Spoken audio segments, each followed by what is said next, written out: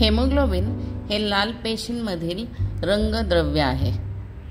शरीरामधील विविध पेशींपर्यंत ऑक्सिजनचा पुरवठा करणं असं एक महत्त्वाचं कामही हेमोग्लोबिनचं आहे. जेव्हा रक्तातील साखर वाढते ती हेमोग्लोबिनला जाऊन चिकटते, ज्याला HbA1c असं संबोधलं जातं. लाल पेशी किंवा हेमोग्लोबिन हे सफरचंदासारखं आहे असं आपण विचार करूयात.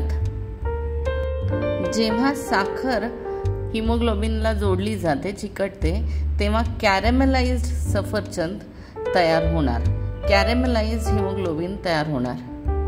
म्हणजेच मेडिकल भाषेत ग्लायकेटेड हेमोग्लोबिन.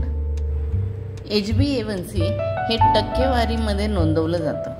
म्हणजे कल्पना करा, 100 सफरचंद आहेत आणि त्यातले किती कॅरेमलाइज्ड आहेत. मग 100 पैकी 6 सफरचंद कॅरेमलाइज्ड असतील तर HbA1c 6% असणार. रक्तातील वाढलेली साखर म्हणजेच कॅरेमलाइज्ड सफरचंद. म्हणजेच उदाहरणार्थ जर HbA1c 5.7 असेल, 5.6 टक्केवारी, तर रक्तातील साखरेचं प्रमाण साधारण 116 ते 118 असणार.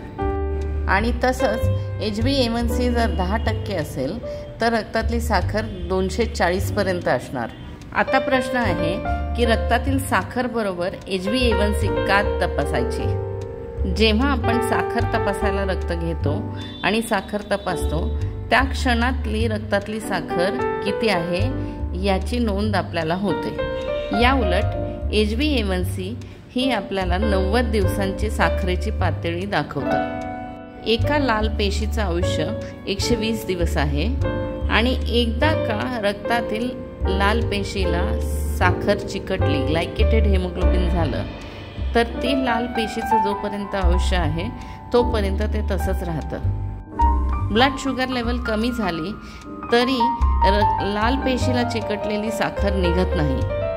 म्हणूनच डायबिटीसचं प्रमाण किती आहे किंवा आपल्या रक्तातील साखर कंट्रोल्ड आहे का नाही, अनकंट्रोल्ड आहे का, याचं HbA1c हे तपासणीचं उत्तम माध्यम आहे.